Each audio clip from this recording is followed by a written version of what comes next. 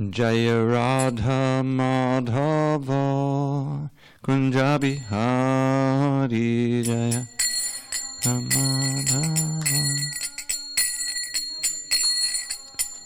Jaya Radha Madhava Kunja Bihari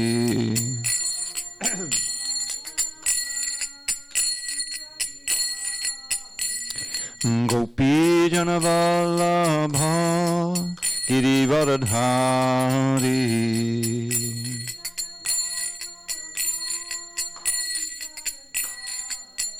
Jai Gopi Jana Vallabha Girivardhari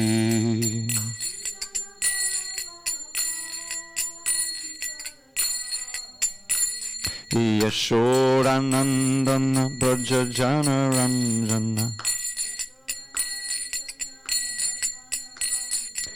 Yashodanandana Brajajana Ranjana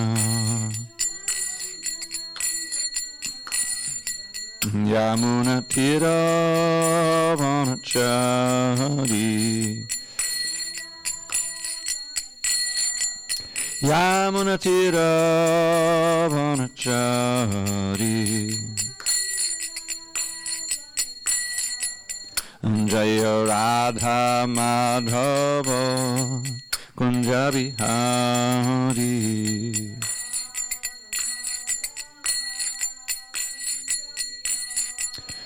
Jaya Radha Madhava Kunja Bihari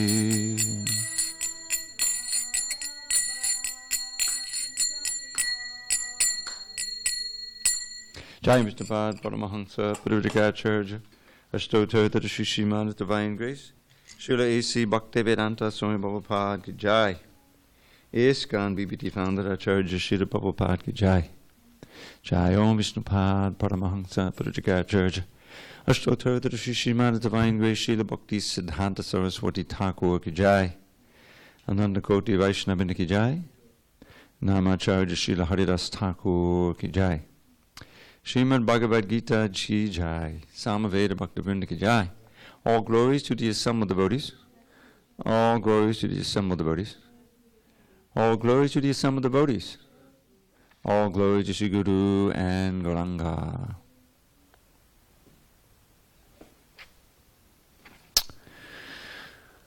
Somehow we have to have a better system. I think maybe I should start using the electronic book. I can keep the bookmark better. Is it 28 or 27, Marcy? Maybe you were here. Do you remember where we stopped?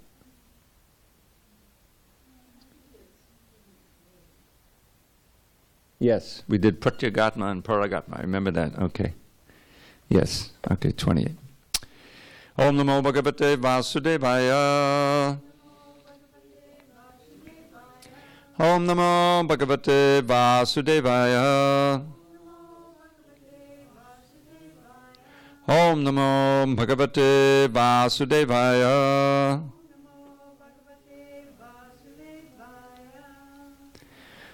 Okay. On this 5th day of June 2019 in SanDiego, we're reading from Srimad Bhagavad Gita as it is, translation and commentary by His Divine Grace A.C. Bhaktivedanta Swami Prabhupada. We are in chapter 4 entitled Transcendental Knowledge. Text number 28, the bottom of page 214.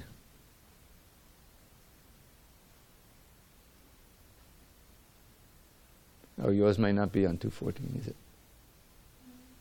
Yeah, you have the one book that has the different pages. We still have that one, you remember, with the thin margins? Can you take it home for us? All right, text 28, bottom of 214. Dravida Prabhu yagya yoga yagyastatapare svadhyaya jnana yagyascha yatayak sangshita vrataha Dravida Prabhu yagya yoga yagyastatapare Svadhyaya Jnana Yogyascha Yatayak Sanshita Vrataha Dravya Yagyastapo Yagya Yoga Yagnastatapare Svadhyaya Jnana Yogyascha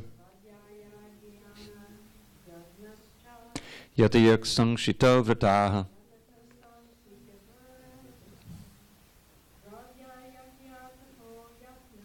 Dravya Yagyastapo Yagya Yoga Yagyastatapare Svadhyaya Jnana Yogyascha Yatayak Sanshita Vrataha. Bottom of 214. Go ahead.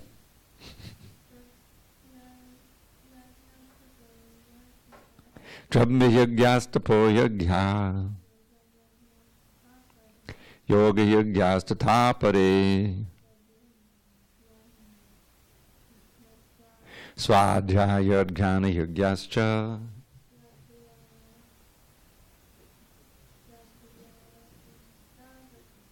Yatayak Sanshita Vrataha. Go ahead, Prabhu. You want to try?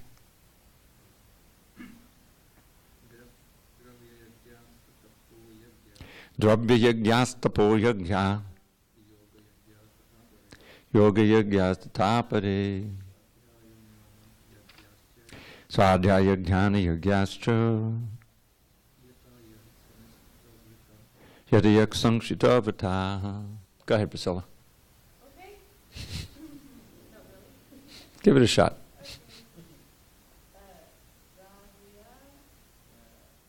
Yagya. Yagyas. Yeah. Tapo. Dravya Yagyastapo Yagya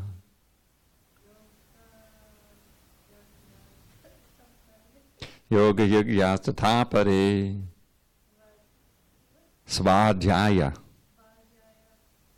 Jnana Yagyas Cha Svadhyaya Jnana Yagyascha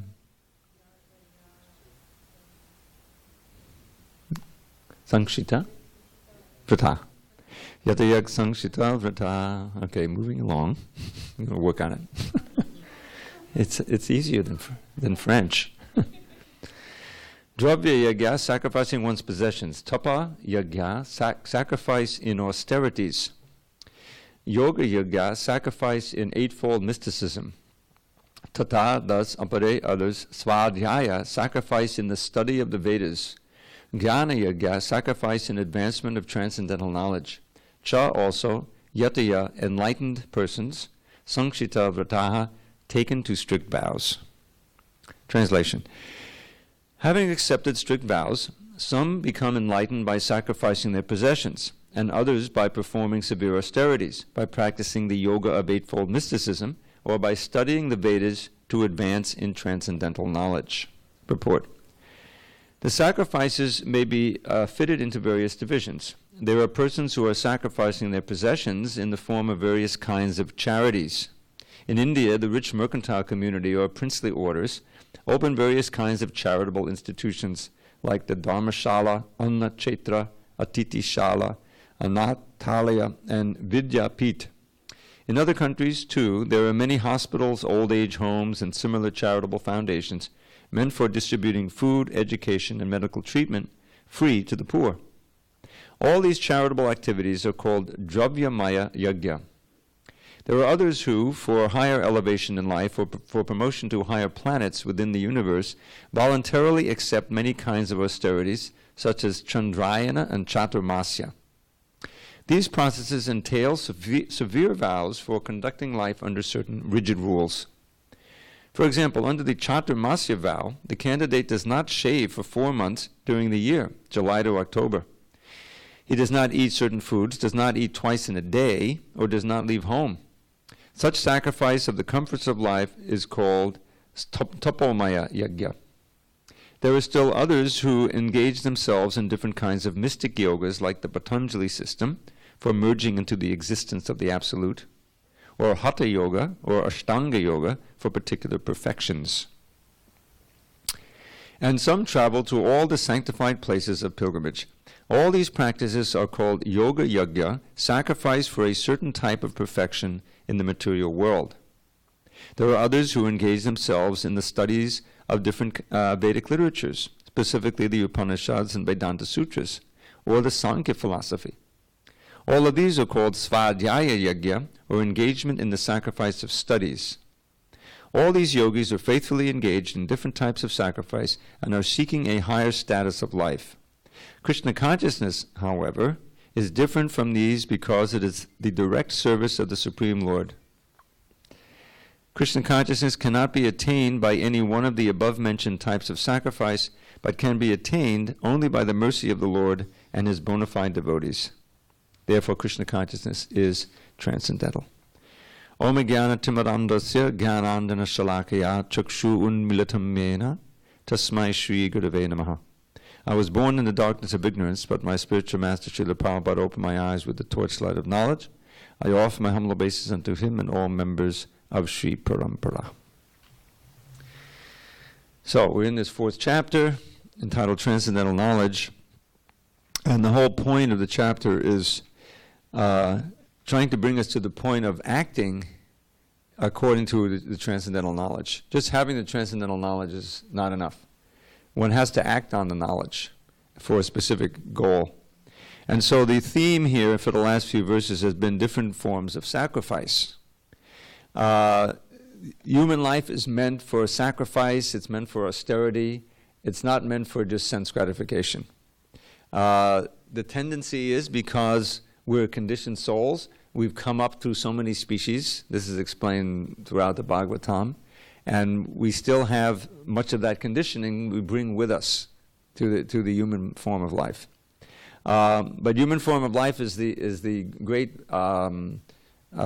juncture by which the living entity can actually escape from this bondage of material life, are being tied up with a gross and subtle material body.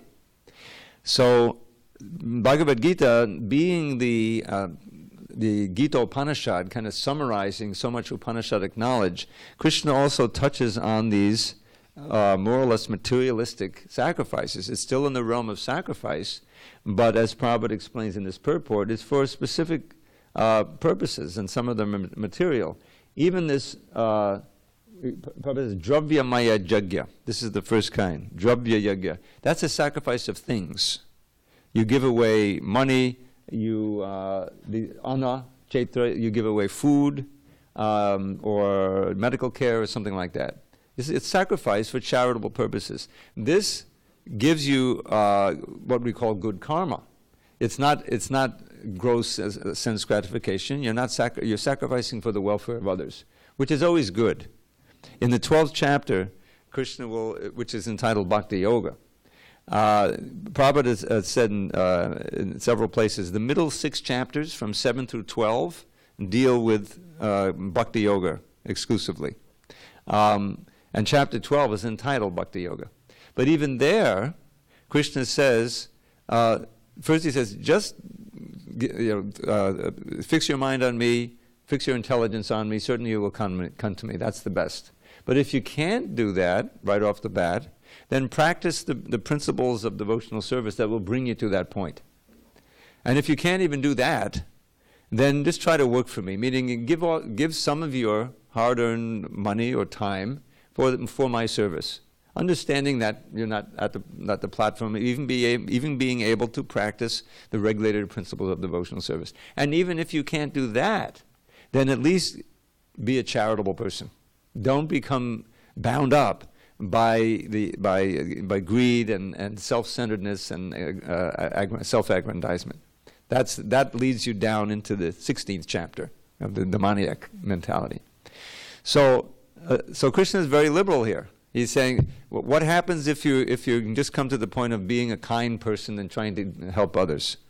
Well, with the spread of the Krishna consciousness movement, one of those people you may meet on the street who will ask you for a donation for this book, and you'll be, okay, it's good, we're trying to spread God consciousness throughout the world, So you being a generous person, you give that, and that will be the beginning of your devotional life. There's something called a Gita Sukriti. A Gita. A Gita means without really knowing the implications of your activity, you're still getting credit for Sukriti, for pious activity. And here specifically in the context is unknowing devotional service to God, to Krishna. You don't know really what you've done. And your rest of your life just goes along. But you have that in your bank account, your spiritual bank account. And that leads eventually to another contact with a devotee and like that. In other words, this is the way Krishna works. So here in this is a verse kind of summarizing some of the previous verses. And he's giving different kinds of yajna. The Dravida yajna, tapo yajna, means performing austerity for gaining pious credit, basically. Your sole motive may not be to please Krishna, to attain pure love for God, but at least you're not letting the senses out running riot. Tapasya, various kinds of tapasya. Prabhupada mentions here the chaturmasya. Now, chaturmasya is a austerity that we're meant to perform. In fact, we're in chaturmasya right now. We're starting chaturmasya. I think it started, or it's going to start real soon. And for this month, 4 months. For this month, you don't eat yogurt. For the next month, you don't eat mung dal. And then next month, milk. Like that. So that's like the minimum. And we follow it here, but not super strictly, because in Prabhupada's time, he didn't really emphasize it so much, although he does in one purport in the books. But I remember when I was in LA, we had the Sanskrit department, meaning that these are all the editors who are working with the books, And the Sanskrit department kind of got a little bit bloated. In other words, there were more Sanskritists than that we really needed to work on the books. But that be that as it may, they would learn about different ways of performing this chaturmasya, and the rest of the devotees are basically, okay, we're fasting from yogurt this month, that's it, But they would literally let the hair grow, shaving, Suddenly we'd see these guys with beards and long hair, and they would eat only once a day, and there's all kinds of ways, depending on how strict you want to be. It's even like you can't use your hands. You can just bend down and eat as much as you can one time from the bowl, and that's it that day. Unspiced dal, very plain, very austere. Bhaktisiddhanta used to do that. So I don't know if they would go that far, but you would see them, we're practicing chaturmasya. And all the master devotees, they were just practicing this kind of token chaturmasya. So as you learn, if you're in Krishna consciousness, this is the time, especially August, where there's a lot of festivals. There's Janmashtami, the Prabhupada's appearance day, then comes Radhashtami, and of course there's always the Sunday feast. So they would be practicing this chaturmasya, but then when the festival would come, they would blow it out, and then they would go back to looking down their nose at all of the devotees. So actually it was almost counterindicated. It's not meant to give you a sense of separation from the mass. I'm practicing chaturmasya like that. So that's not the mood. The idea is whatever you do, austerities, it should be done in kind of a quiet way. You shouldn't, even in the Bible it says that, right? If you fast on a certain day, don't advertise it.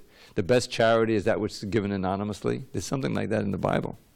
So these yajnas are generally it's in the mood of the previous chapter, where Krishna says yagyartat kamanonyata loko yan karma bandhana. He says all your acts, everything you do should be a sacrifice for the Supreme. Otherwise, the work binds you to this world. So in the mood of sacrifice, there's all these different categories, and it's important to understand the basic principle that human life is meant for austerity and sacrifice, to curb the tendencies of the senses and the mind to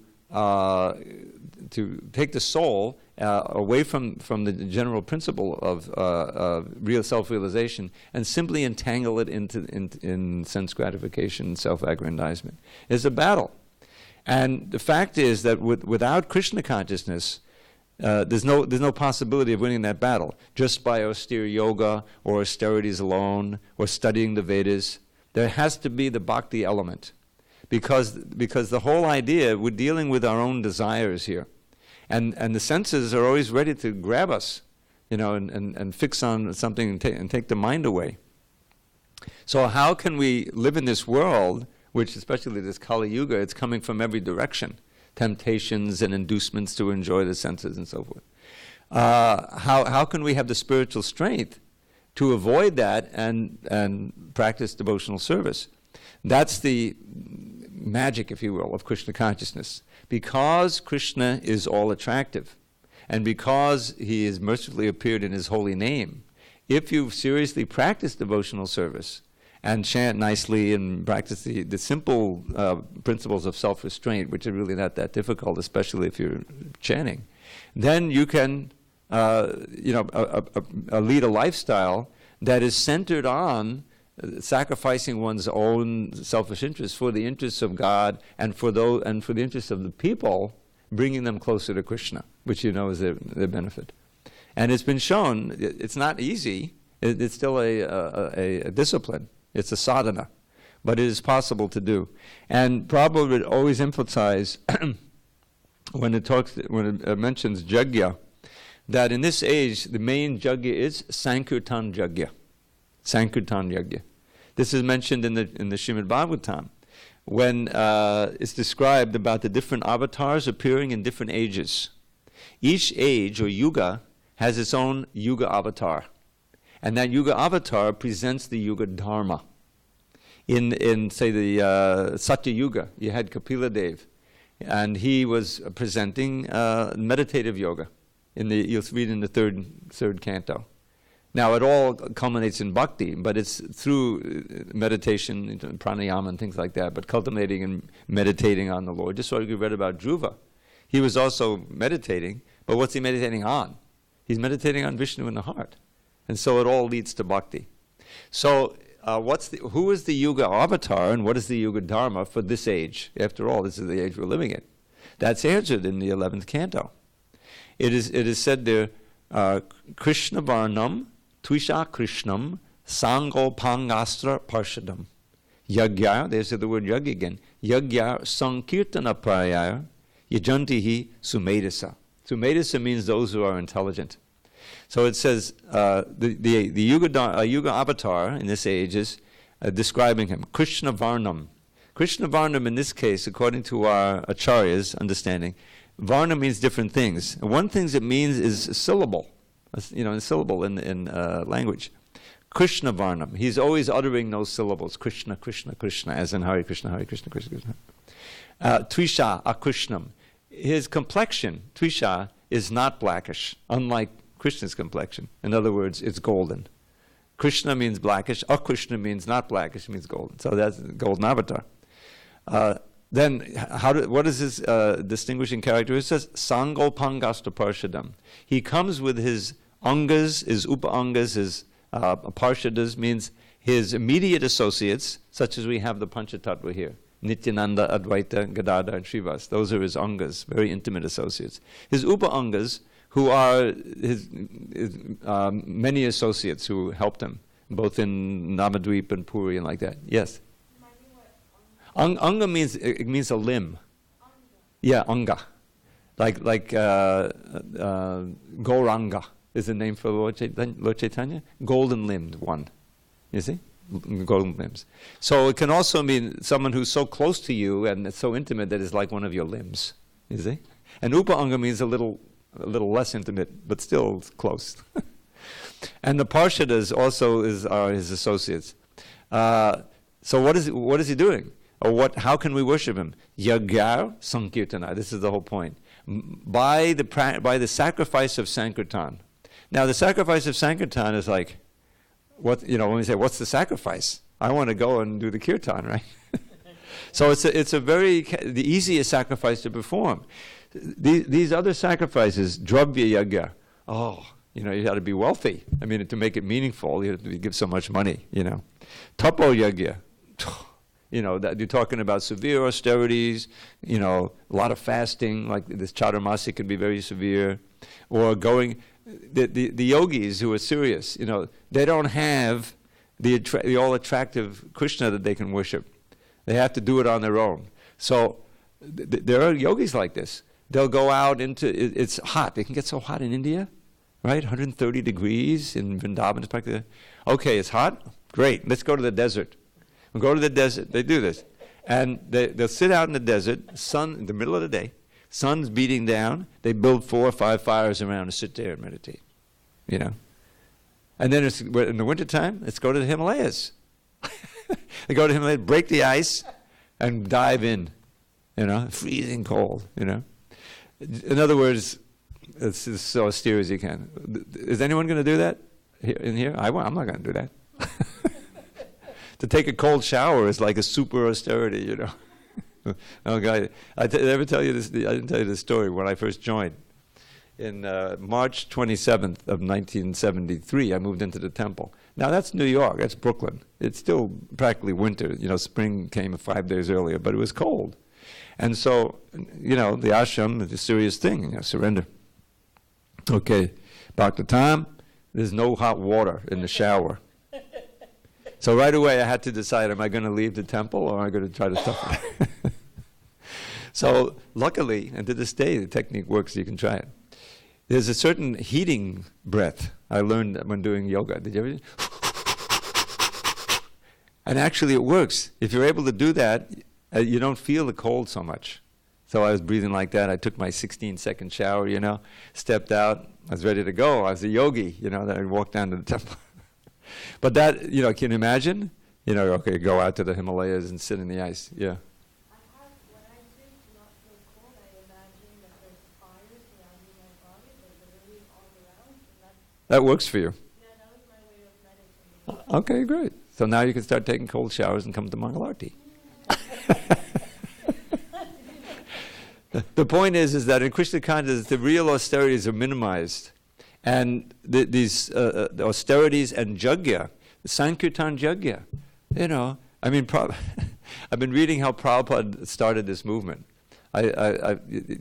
Famously he came on the boat, there was no one there, he bounced around a little bit. Eventually he came down to Lower East Side Manhattan, started the little center at 26 Second Avenue, a very historic place. We still have that now. But then he went to the West Coast. And then in the middle of the summer of love, 1967, Christian just put him there. They opened a center right in Haight-Ashbury, across the street from Golden Gate Park. And so I'm reading now how Prabhupada, he was just chanting with the people. We'd invite them there, and there was huge prasadam distribution, free lunch every day. And they had people cooking all morning, and they would give out khichdi and dal, and some puris and whatever, some sweet. And they packed the place in. They had all these hippies living on the street. They would come in, But the main thing was that Prabhupada would get him chanting. He would, they had a mridanga finally appeared, And so either in the temple, they had a storefront, or out in the park, hundreds. They would just chant in the rhythm, and people would come and bring their clarinets and things. And it was like a whole thing, and the chanting and rhythm, people would be dancing like that. Many of them did that one time, and then they went off, and that was all they did. But really, it's a sacrifice. But it's a sacrifice that's attractive. That, there's dancing, there's music, and then afterwards there's feasting. This was Lord Chaitanya's program. But what is the effect? The effect is you're actually exposed to the holy name at that time, and even unknowingly, you're getting attracted. Prabhupada would sometimes compare it to like a drug. You don't even know how it's working, but it works to some effect. You don't have to know how it works, you just have to take it. So similarly, if somehow or other you come in contact with the holy name and you chant it, it will have its effect on you. Either immediately you'll feel it, some effect, or long term.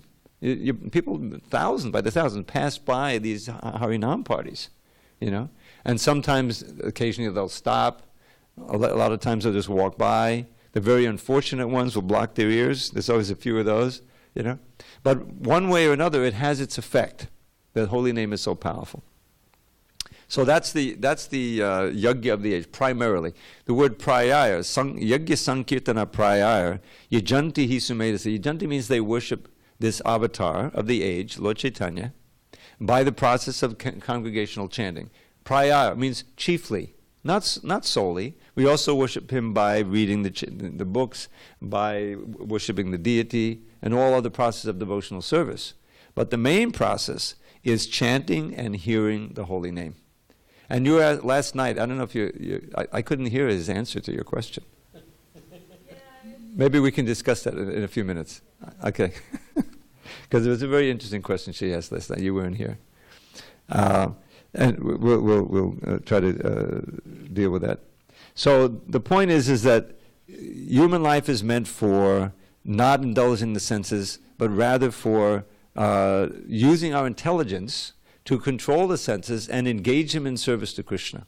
And at a certain point, that which was an austerity and a sacrifice and something that you had to use your willpower in order to accomplish, becomes an absolute joy.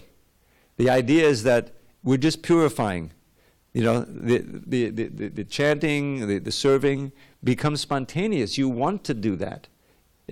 Famously, even to the point, this is a verse Prabhupada is quoted twice in the Bhagavad Gita in the purport. The great king, Yamunacharya, who was the father of Ramanujacharya, father or spiritual master, I forget, but he was a previous generation. And he wrote a book called the Stotra Ratna. He was a great king who became a great devotee. But at a certain point, he wasn't, he may have been pious, but he wasn't a pure devotee. But then he became a great devotee. So after he was, became Yamunacharya, an acharya, he wrote this verse about his experience, because he'd been a king, and kings, of course, have all facility for sense gratification. So he says, Yadavadi mamacheta Krishna padada vinde, navanamada sadhaman yuddhatam rantum asit, tadavadi patanadi sangame smaryamane, bhavati mukha vikaro sishta nishtivanancha. Now this is not, anti-woman or anything like that. He's just giving his experience. He's saying, ever since I have been tasting ever new, ever fresh pleasure, transcendental pleasure, in tasting the mellows of service to the lotus feet of Krishna. Nama nama rasa. Nama nama means ever fresh. And that's the whole thing, is that the pleasure of Krishna consciousness doesn't fade like sense gratification. The problem with sense gratification, that there's anticipation, there's engagement, and then it's gone, it's finished, it comes and goes. But the pleasure of Krishna consciousness, when you actually get to the point where you can relish it at every moment, it doesn't have that beginning and end. It's ever expanding. So that's what he's experiencing. Ever since I've been at that point where I'm always relishing serving Krishna's lotus feet, whenever I think of my experiences, a king, of sex life, it's distasteful. He spits at the thought, In other words, he's even transcended that most basic, pleasurable thing. Now this is something that we can experience in a less dramatic way on many other things that we were attracted to. No matter what it is, some material thing, you can feel that, oh, I'm less interested in that. And especially, when you become serious about devotional service, there's a kind of a little bit of a trauma, because you have all these old friends, but the friends are, they're not so interested in Krishna consciousness. It's a rare soul that's attracted. And suddenly you're on different wavelengths. The things you used to share together, you say, well, that's Maya. I don't want to go to the bar anymore, come on. And the people, what happened to you? What are you, brainwashed or something? But you say, oh, no, I want to chant Hare Krishna. I don't want to get high and do those things. So there's a certain period where that's necessary to separate yourself. Because Sangha is everything. Sangha means association. There's a famous verse in the second chapter. Sangat sanjayate kama. That one phrase is pulled out of the verses. Sangat sanjayate kama. According to your association, you develop your desires. Every parent knows that. They're all concerned, who is my 12-year-old hanging out with these days? Right? And says, oh no, I don't want you hanging out with that person, because they're going to take you in a bad direction. It's just the nature of the soul, is that you develop your attachments and your interests according to your association. So Krishna consciousness means that you consciously pick your association for the most wholesome in bringing you closer to Krishna. And when you think about it, the whole process is one of Sangha, association. By chanting Hare Krishna, we're actually associating with Krishna. The more we focus, the more we chant with great attention and reverence, and absorption, the more powerful that association is. It's a totally mystic, mystic process. There's no logical reason why, you can say, yeah, God is present in His holy name. Well, people think, what are you, nuts? I mean, it doesn't make any sense. But that's right there. Abhinatva nama namina. There's a verse in the Padma Purana, it's quoted in the Chaitanya Charitamrita, the famous verse.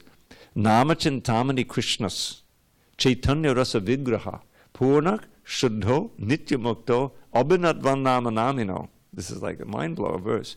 The Nama Chintamani Krishnas. The first thing is this, the holy name is like a Chintamani gem. Now, a Chintamani gem is in the spiritual world.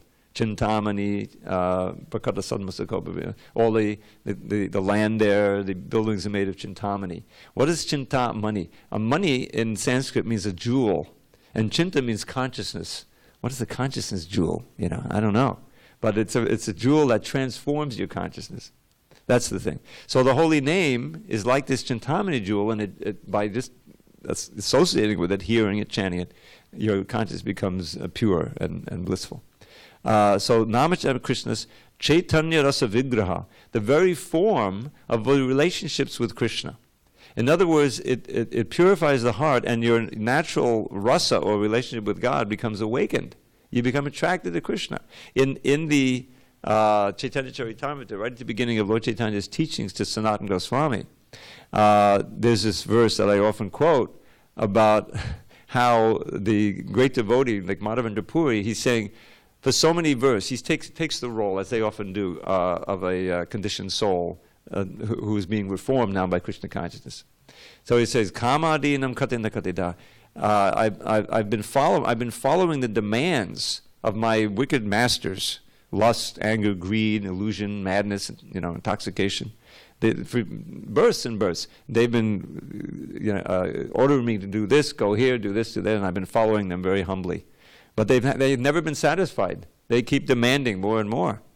And I'm so shameless that I haven't given them up. But now my intelligence has awoken by good association, and I am giving them up. And I'm coming to you, my dear Lord. Please engage me in your service. His name's Yadupate, means the Lord of the Yadus. It's the name for Krishna.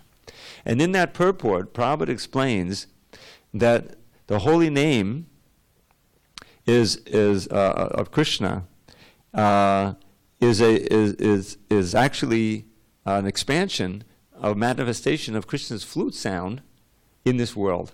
Now we know the effect of Krishna's flute, right, on the gopis. They practically involuntarily go out into the forest. In other words, it's attracting them. It's very attractive. So Krishna's holy name is that manifestation, and it attracts us to Krishna in this. And we become interested to know more about Krishna. Who is this Krishna? What's going on?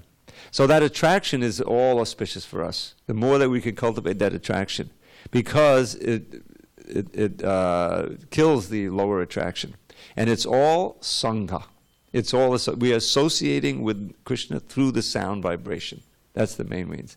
Not only, primarily, also through the prasadam, also through the deities, also through the paintings, also through everything else that, and the devotees themselves. But primarily through the sound. And the devotees are so valuable because they'll vibrate the sound for you. That's the whole point. You read the Bhagavatam, and Shukadev praises Parikshit. Oh, thank you for asking that question. Vadiyaneshate prashna, the right beginning of second canto. The answer to that question is auspicious for the speaker, the hearer, and everyone else who's listening in. On the other hand, it's very illuminating. Shota vyadini rajena ninang sentisahasasha apushatam atvatam griheshu grihamedinam. Those who are just gross materialists, they have millions of things, uncounted trillions of things to hear about besides Krishna. You see? And all those topics. This one verse. This is in the third canto, where I think Brahma is speaking, and he's describing the spiritual world, or it's a description of the description of the kingdom of God, and he comes to the point of saying who goes there and who doesn't go there. Who doesn't go? So here's who doesn't go. This is a very graphic verse. It says, Yanna Vajanti. Vajanti means to go. Na means not. Those don't go there who do what? Agabador Vajananavada Chinbandi Henya Vishaya Kukata Matigni. Now there's something called Krishna Katha, talks about Krishna, which are very auspicious. The whole point of Lord Chaitanya was to spread Krishna Katha. Primarily, the main Krishna Katha, Hare Krishna, Krishna Krishna. But there's also something called Kukata. Kukata are other, anything else that's vibrated, millions of things, which destroy your intelligence. So he says, those don't go there who, instead of listening to descriptions of Krishna's activities and his pastimes, of the Agabidha, he who destroys all sin-free action, it's a name for Krishna. Chinvandiyenya anya vishaya, other subjects in this case, which are kukata. What's the result? Kukata matigni yastu shudha hatabagaya. Those who hear those vibrations, which are all around us, other vibrations, hatabagaya, they lose all their good fortune. And atasaras, this is such a pregnant phrase. This is such an important phrase. Atasaras means your interest in the essence of life is taken away. In other words, you couldn't care less. Come on, let's go party. I got so many things to do. I got to make some money. In other words, it just doesn't cross your mind anymore. Even coming close to Krishna consciousness and even participating, you can lose that interest and become completely materialistic again. Just like we did once. How did we come here? We fell from the spiritual world. We were once with Krishna, but we've become covered. We lost our interest in Krishna by association with material thoughts and things. So now we have this golden opportunity. So what happens is tang chapanta shadaneshu tamaksohanta, that these topics, it's these other vibrations, they throw us down chapanta shadaneshu, where there's no shelter, tamaksu, into darkness. Hanta, the last word of this verse is alas. Alas. You see? It's all in the sound. It's all in the sound vibration, what we choose to hear and vibrate. And I want to leave time to answer your question because it's very pertinent to this. So just to sum up this, I think we will just read this verse and we'll resume on 29 on Monday. But the point is that this verse is leading to text 34, which is all about surrender to the Guru, and Prabhupada brings it all back home to Krishna consciousness. But the basic principle here is that human life should be a life of sacrifice and austerity, but practiced in such a way that is feasible for us in this, at this time, and that leads us progressively toward Krishna consciousness, where there's no austerity, there's no sacrifice. It's not anymore in the pure state. It's all simply varieties of service to Krishna. You see, and that's the platform. That's what's going on in the spiritual world. It may look like sacrifice, but it's not sacrifice anymore. So we're performing activities of austerity, sacrifice, charity. Krishna says in the 18th, don't give up. But in the context of Krishna consciousness, they just merge into devotional service. And that devotional service eventually becomes spontaneous, means that you want to do it. You want to do it more than anything else. Because it's your pleasure to do it. The example, coming from, a Western background, of course, I was eating meat, luckily I wasn't a heavy drug user, but I was smoking dope every day for a whole year, and back in '68. I was living 2 blocks from the temple, but it might as well been 1,000,000 miles away. My mentality wasn't there, But I was, and that was just where I was, and I just was confused. And ups and downs and all kinds of things, And luckily, or by my previous activities in devotional service, I came in touch with this process of chanting the holy name. And it had a great effect on me, obviously, It got me interested in Krishna consciousness, and I got the Krishna book. And actually it was the teachings of Lord Chaitanya. That was because I was very philosophically inclined.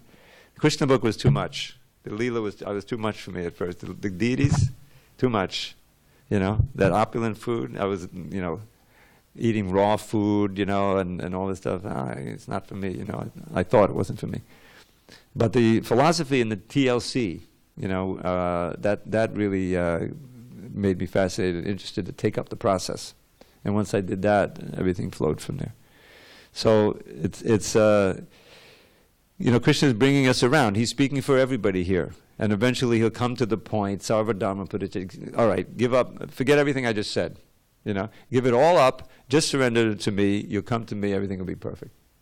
The last two verses of this instruction, basically 1865-66, he says, Manmana bhavaman bhakto, manjajim nam namaskuru, mame vaishasi satyam te padijane priyosumi.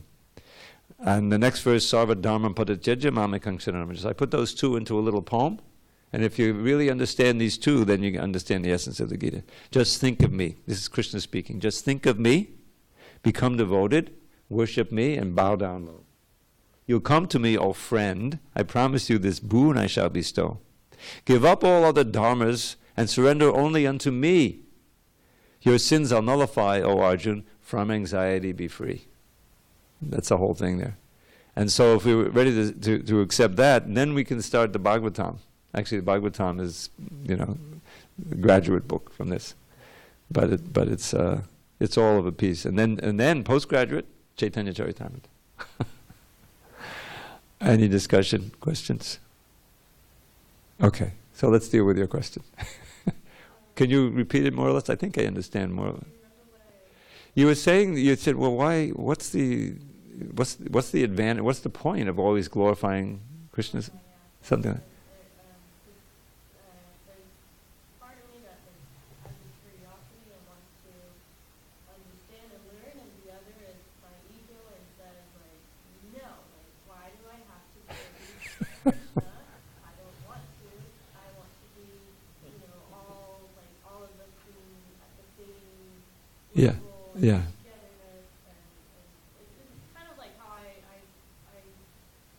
always felt with, even with Christianism, like I talk about God and why do I have to preach to Him so much in life? Because you can't see. Yeah. In Krishna you can't physically. Yes, you can't. We can't see him in his original spiritual form. That's a fact. And there were some things like Ace, she told me Ace told me when we were back in the kitchen that we are not supposed to smell or taste the food. Yeah. And While you're cooking, yeah. while you're cooking, and I thought it was, sorry I'm using the word, but I thought it was absurd. And so it's those things where I have I'm just stubborn about it. All right, we can work with that. I'm conditioned about it. All right. Well, let me. First of all, the thing about the cooking. I mean, obviously, you're going to smell what you're cooking. Okay. So, but the idea is that, you don't. It's not like that. In other words, you're not supposed to relish or enjoy the food before Krishna does. The whole idea, just assuming, just like what do they say, suspending your disbelief, Okay, Krishna's on the altar, and the whole idea is that we're cooking it for his pleasure, which is for our benefit. And the Prabhupada would point out, Krishna doesn't need your patram pusham palam toyam. This is like a verse in Bhagavad Gita 9:26 where he says, "What to offer me?" The leaf, fruit, flour, water. Water takes in the milk and products. In other words, vegetarian stuff. So, but it has to be offered with love. He uses bhakti twice in that. He's not hungry for the leaf. He's got everything he needs in the spiritual world. He's hungry for your love. It's a way of a vehicle by which you can express your love. Just like on the material level, if you really like somebody or a wife or a husband like that, you'll prepare their favorite food, something, and that's a way of exchanging affection with somebody. We live in such a fast food world, it's practically unknown today. Who's cooking anymore? But that's really civilization. So the point is, And even I remember, that if you see and the way these things are set up here, the plates actually are able to be seen. People walk in and out here, but they're supposed to put a covering over it, so that you won't desire it even beforehand. You want Krishna to enjoy it first, then you enjoy, and he gives it back. So it's in exchange. It's admittedly. You can't. It's not something you can figure out with your rational idea. The smelling is not just you're going to smell it, but you can't dip in there and taste it. You see what I'm saying? Which is in any commercial French restaurant or something. I'm sure they're tasting. Oh yeah, I made a little more salt. Right? You can smell it, but don't try to enjoy it. It's going to come anyway.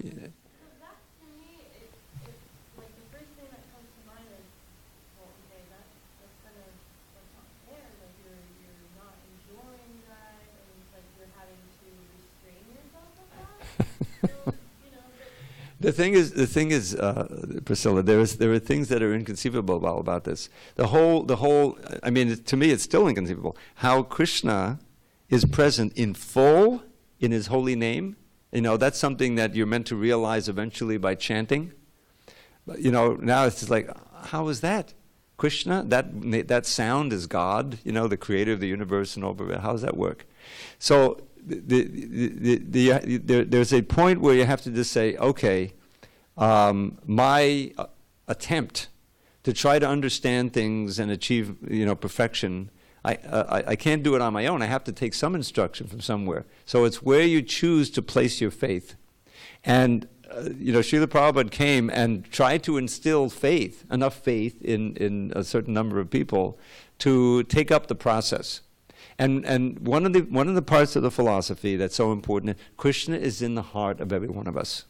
In other words, He's closer than anyone else, And what is He doing there? He's providing our intelligence. He's trying to instruct us, and He's fulfilling, telling us where to go, do this, in order to fulfill our karma. He's very much involved. So by doing these few things that now, what's all this bowing down? I mean, we've had, in the history of ISKCON, Prabhupada, there's a famous conversation, everyone's bowing down, Prabhupada, and this fellow refused to bow down. I'm not going to bow down. Literally bowing down. You see? Yeah, bowing down. And so Prabhupada has a conversation with him. He says, okay, you don't want to bow down, but you'll be forced to bow down by old age and death, you say. No, I won't. Yes, you will. In other words, eventually the material energy forces us to submit. We have to submit. Krishna says in the 10th chapter, Mrityu sarvaharashchaham. It's a very serious thing. He says, as death, I take everything away. Now that's kind of, no one can deny that everything is taken away by death, including your body. But to say that that's, a manifestation of God. Well, this is what Krishna says. So we have a choice. We can give the things that we have to Krishna as ways of expressing our love of bhakti and feel the reciprocal blessing from Krishna. And so that at the time of death, you really don't think anything is yours. So Krishna, you take it all, whatever you want. It's okay. Or you can try to hang on to it, deny the existence of God or whatever, as long as you can, and then be forced to give it up. Think of these billionaires. This guy, Rockefeller. I mean, the latest Rockefeller, he died, he was over 100 years old. You know that? Yeah, did you hear? I forget his name. He was, big Rockefeller, Bilderbergs, masters of the universe, all these things. So here's a guy with who knows how many billions, influence and everything. So that was his identity. That he's not chanting Hare Krishna. So what happens at the end there? All of that is taken away, and he has to face the music. It's very clear for all the people you hurt and all of the sins you perform. There's a price to pay. So the simple devotee who's just trying to be a devotee, chant Hare Krishna, follow the 4 regular principles, is much better situated than this Rockefeller guy. And all of the other billionaires there are. And that kind of mentality, you get into the 16th chapter. of Bhagavad Gita. Krishna is very, Trivadam Nadakaste Dam. I'll end with this because it's late. Oh my God. I'll have to continue it afterward. I got carried away. Okay. All glories to Srila Prabhupada.